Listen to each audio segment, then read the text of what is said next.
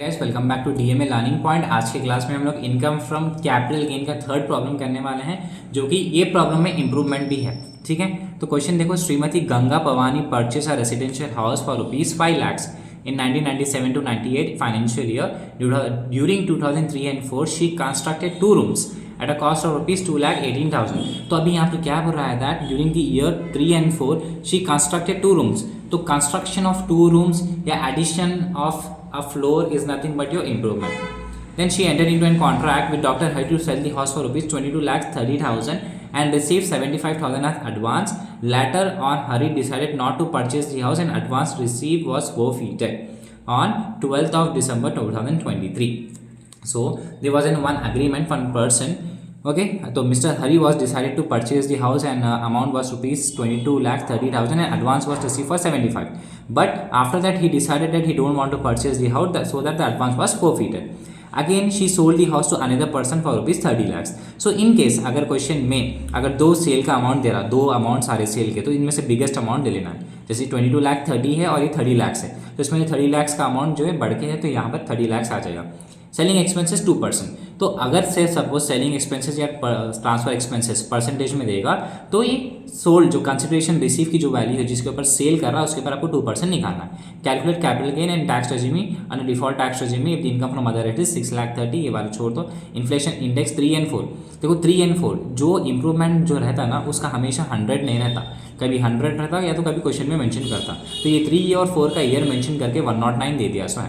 ठीक है, तो प्रॉब्लम की तरफ चल जाएंगे डायरेक्ट। कितना है प्रॉब्लम आपका, देखो फर्स्ट क्वेश्चन नंबर 3 है। ठीक है, कंसिडरेशन रिसीव 30 lakhs, इसके ऊपर आपको क्या करना है 2%। सेलिंग एक्सपेंसेस बोला, सेलिंग एक्सपेंसेस हम क्या बोलते हैं ट्रांसफर एक्सपेंसेस। ठीक है, कंफ्यूज होना नहीं है। Selling expenses are also called as transfer expenses. कितना आ रहा है 60,000, तो दोनों को माइनस करके लिख लेंगे। ओके, तो माइनस करो कितना आएगा 29,40,000। 29,40,000 यहाँ तक तो सिमिलर रहेगा।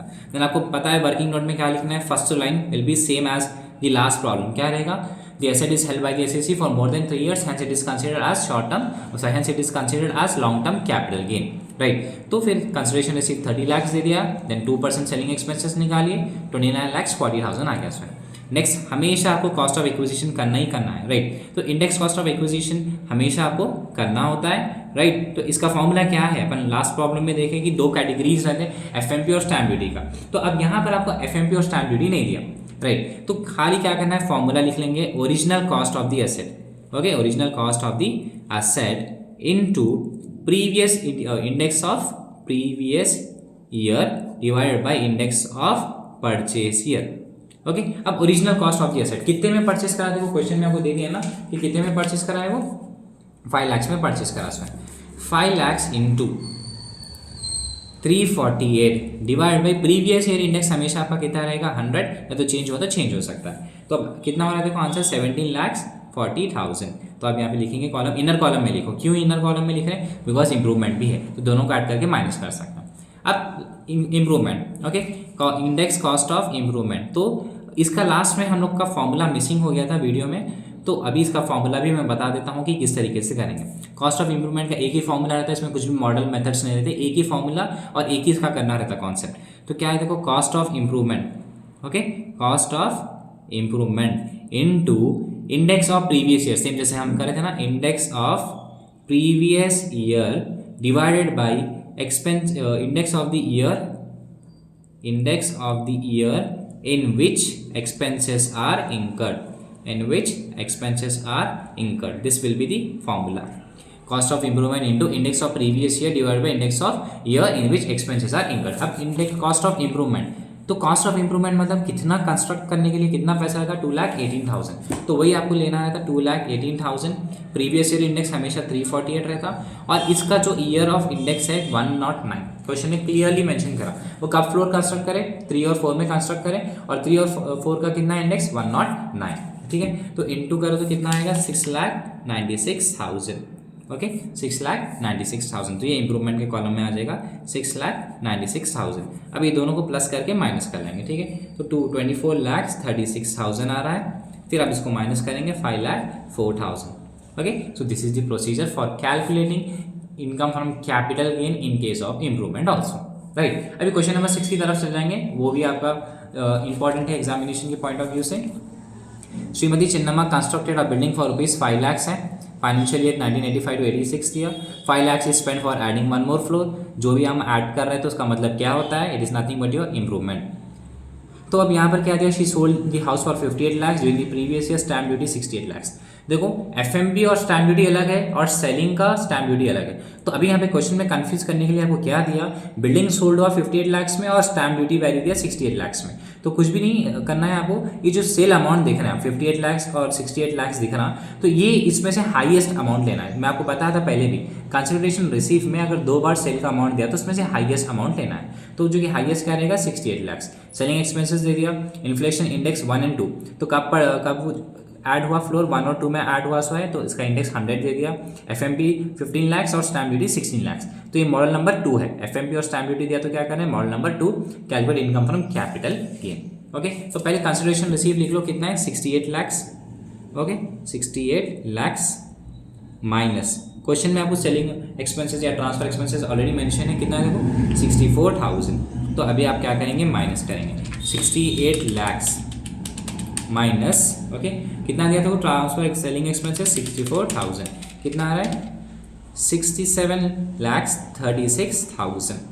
ओके, ये आपका एक्विजिशन मतलब नेट कंसिडरेशन है। इंडेक्स कॉस्ट ऑफ एक्विजिशन के लिए वर्किंग नोट है, वर्किंग नोट में सेम फर्स्ट लाइन सेम रहेगी।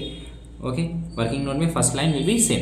अब सेकंड क्या है, इंडेक्स कॉस्ट ऑफ एक्विजिशन, ये मॉडल नंबर 2 है, तो इसका क्या रहेगा कॉन्सेप्ट आपको पता है क्लियरली, तो मैं लाइन नहीं लिख रहा हूँ, डायरेक्ट बता दे रहा हूँ। If the asset is purchase before 1 April 2001 then highest of 2 amounts, then highest of 2 amounts.